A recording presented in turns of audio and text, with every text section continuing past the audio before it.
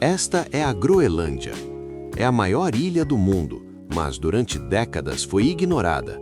Um território aparentemente irrelevante, remoto e congelado, pertencente à Dinamarca. Mas desde que Trump chegou ao poder, ele tem sido obcecado pela ideia de tomá-la, chegando até a sugerir comprá-la diretamente. Até agora, essas tentativas não deram muito certo. Desta vez, porém, as coisas parecem muito diferentes. Há alguns anos, a ideia de tomar à força território de um aliado da OTAN seria totalmente impensável. Mas com os Estados Unidos invadindo a Venezuela, detendo seu presidente e enfrentando pouco mais do que indignação diplomática como resposta, ficou abundantemente claro que essas antigas regras parecem não se aplicar mais. E Trump está claramente embriagado pela ideia de expandir o alcance da América. Se ele decidisse tomar a ilha à força, não parece que alguém conseguiria impedi-lo, algo que parece cada vez mais provável a cada dia. O próprio Trump afirmou que os Estados Unidos precisam da Groenlândia e até brincou sobre planos de tornar a Groenlândia grande novamente. No entanto, as verdadeiras razões para sua obsessão com a ilha são muito mais diretas. A localização da Groenlândia é única, situada quase exatamente entre a América do Norte e a Europa, e ao alcance de algumas das águas mais estratégicas do mundo. Mas há um detalhe: os Estados Unidos já têm bases militares lá, e se quisessem mais, provavelmente bastaria pedir à Dinamarca para serem autorizados. O interesse de Trump vem de outra coisa. Sob sua superfície gelada, há uma abundância de minerais de terras raras e, potencialmente, algumas das maiores reservas de petróleo do mundo. Com um valor estimado acima de 4 trilhões de dólares, cerca de 20% de toda a produção histórica dos Estados Unidos, o potencial geográfico, militar e econômico transformou essa ilha gelada em um dos maiores pontos de tensão geopolítica da última década. Mas não são apenas os Estados Unidos que perceberam isso. Rússia e China também. Nos últimos anos, a presença desses países no Ártico explodiu. Ambos investiram bilhões na região, desde um projeto da Rota da Seda Ártica até lances por infraestrutura vital na própria Groenlândia.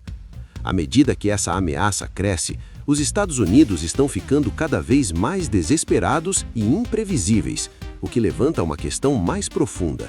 O que há na Groenlândia que a torna tão valiosa? E por que os Estados Unidos estão dispostos a arriscar tanto para garanti-la? Para entender essa relação, precisamos voltar no tempo. Acredite ou não, esta não é a primeira vez que os Estados Unidos tentam comprar a Groenlândia. A ilha pertence à Dinamarca, mas durante a Segunda Guerra Mundial, o país foi invadido pela Alemanha nazista. De repente, a ilha e os Estados Unidos ficaram em risco. Antes disso, já havia planos para comprar a Groenlândia e a Islândia. Foi nesse momento que os Estados Unidos entraram em cena, recebendo o direito de proteger a ilha contra potências não americanas e até de instalar estações de rádio e postos militares. Quando a guerra terminou, os Estados Unidos decidiram que gostavam bastante de ter uma base na Groenlândia. Assim, fizeram uma oferta à Dinamarca: 100 milhões de dólares em ouro, o equivalente a cerca de 1,6 bilhão de dólares hoje. Para surpresa dos Estados Unidos, a resposta foi não. Em vez disso, foi permitido que mantivessem uma presença militar no local e continuassem protegendo a ilha de uma nova ameaça, a União Soviética. Assim, em 1953, eles instalaram uma base aérea no norte da Groenlândia com cerca de 10 mil militares americanos. E não pararam por aí, criando várias outras bases pela ilha, marcando o posto militar mais ao norte dos Estados Unidos. É fácil entender o porquê. Devido à curvatura da Terra, essas posições ficavam a apenas cerca de 3 mil milhas de Moscou e eram cruciais para fornecer defesa e radar contra a União Soviética, além de servirem como o local ideal para lançar missões de reconhecimento em grande altitude sobre território inimigo. Parecia que os Estados Unidos continuariam expandindo sua presença na ilha. Mas então a Guerra Fria terminou, e nos anos 1990 o interesse americano diminuiu. Equipamentos foram abandonados e até cidades inteiras foram vendidas por apenas $1. Parecia que essa ilha pouco povoada voltaria lentamente ao esquecimento. Mas tudo isso mudou. Após patrulhar as águas costeiras da Groenlândia, pesquisadores do Serviço Geológico dos Estados Unidos fizeram uma descoberta enorme. Em 2008, estimaram que a Groenlândia poderia conter mais de 52 bilhões de barris de petróleo. Para colocar isso em perspectiva, em 2023, os Estados Unidos têm reservas comprovadas de 47 bilhões de barris. Se essas estimativas estiverem corretas, a Groenlândia poderia dobrar as reservas americanas. Mesmo que esses cálculos estejam errados, ainda assim o valor é enorme. O petróleo é o ouro negro que move o mundo, estando no centro de quase todos os aspectos da vida cotidiana, fornecendo a principal fonte de energia para transporte, manufatura e outras atividades essenciais. No entanto, a maior parte da produção global de petróleo é dominada por poucos atores-chave, que nem sempre concordam com os Estados Unidos. Desde a década de 2010, a produção americana de petróleo explodiu em um esforço para proteger a segurança nacional. Estima-se que 13% do petróleo ainda não descoberto e 30% do gás mundial estejam no Ártico, junto com diversos outros recursos. Como resultado, as nações árticas, incluindo os Estados Unidos, passaram a se interessar fortemente pela exploração desses recursos para impulsionar o crescimento econômico, gerar receita e proteger interesses econômicos. O recuo do gelo marinho e o derretimento das geleiras estão tornando esses recursos cada vez mais acessíveis, e a Groenlândia é o local perfeito para se aproveitar disso. Mas há um problema. A Groenlândia não quer extrair petróleo. Em julho de 2021, o país proibiu toda nova exploração de petróleo e gás, citando preocupações ambientais e os altos custos de extração. Segundo o governo local, o preço da extração simplesmente não compensa.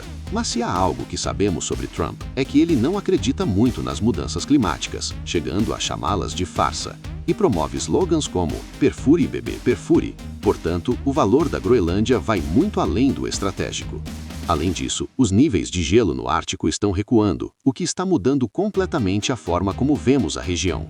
Grande parte do planeta é coberta por água, mas aqui, na Groenlândia, esse oceano sempre esteve congelado e inacessível para travessias marítimas, exceto em circunstâncias muito específicas. Com o aumento do carbono na atmosfera, mais calor fica retido na Terra. Isso elevou a temperatura global em apenas alguns graus, mas o suficiente para causar mudanças significativas, reduzindo o nível de gelo todos os anos. O Oceano Ártico está aquecendo 4 vezes mais rápido do que qualquer outra região do planeta, transformando completamente o jogo geopolítico.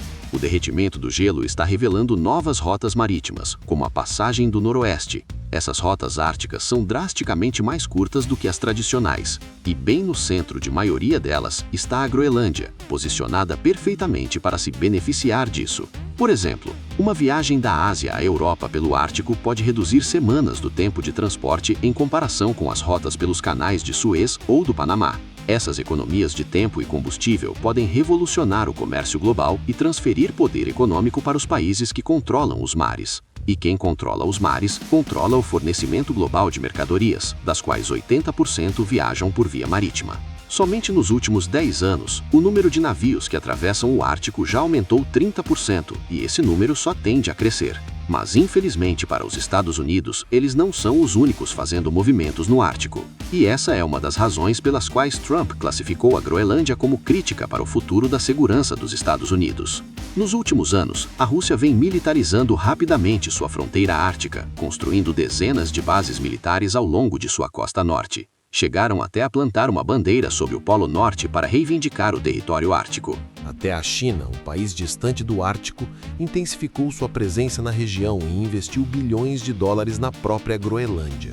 Mesmo antes das declarações ousadas de Trump, os Estados Unidos já haviam começado a reagir, reabrindo o consulado americano em Nuuk em 2020, pela primeira vez desde 1953, e comprometendo 4 bilhões de dólares para modernizar a base aérea de Thule, melhorando pistas e o transporte local. Para Donald Trump e seu segundo mandato, a segurança nacional dos Estados Unidos parece ser uma prioridade, ou talvez, mais importante ainda, marcar a esfera de influência americana. Ele fez comentários sobre o Canadá se juntar aos Estados Unidos, mencionou o Canal do Panamá e até sugeriu renomear o Golfo do México para Golfo da América. Mas sua obsessão com a Groenlândia pareceu mais concreta, sendo um tema recorrente em ambos os seus mandatos. Isso levanta a pergunta: como ele poderia comprá-la e quanto isso realmente custaria. O poder estratégico da Groenlândia é impressionante e suas terras são extremamente valiosas, mas há um grande obstáculo no plano de Trump. Atualmente, ela pertence à Dinamarca, que já afirmou repetidas vezes que não está à venda. Além disso, o país investiu recentemente mais 1,5 bilhão de dólares para reforçar a defesa da ilha. Para a maioria dos presidentes, isso encerraria qualquer possibilidade de aquisição. Afinal, invadir outro membro da OTAN sempre foi visto como uma linha vermelha absoluta. Mas no mundo atual, essa suposição parece cada vez menos segura. A própria secretária de imprensa da Casa Branca se recusou a descartar qualquer opção, afirmando que todas as alternativas estão sobre a mesa. A verdade é que se os Estados Unidos decidissem partir para uma invasão total e tomar a ilha à força, não haveria ninguém capaz de detê-los. Dito isso, é muito mais provável que isso seja uma tática de negociação, uma tentativa de pressionar a Dinamarca a negociar, e não um plano real de guerra. Mesmo que a Dinamarca aceitasse vender, como definir um preço? Exemplos modernos de países negociando territórios são raros, mas houve um caso semelhante em 2017, quando o Egito transferiu a soberania das ilhas de Tiran e Sanafir para a Arábia Saudita, em troca de um pacote de ajuda de 22 bilhões de dólares.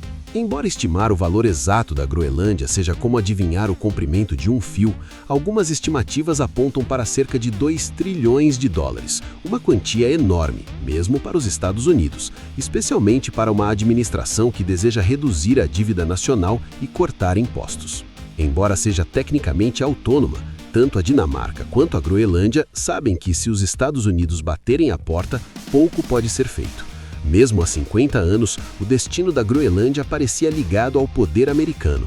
Desde 2009, ela tem o direito reconhecido de se tornar totalmente independente se assim desejar.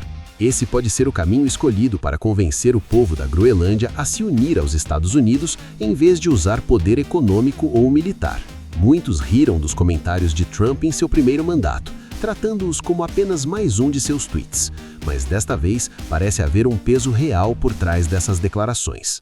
E mesmo que os Estados Unidos não comprem a ilha, à medida que o gelo continuar derretendo, seu valor e seu papel na geopolítica mundial só tendem a aumentar.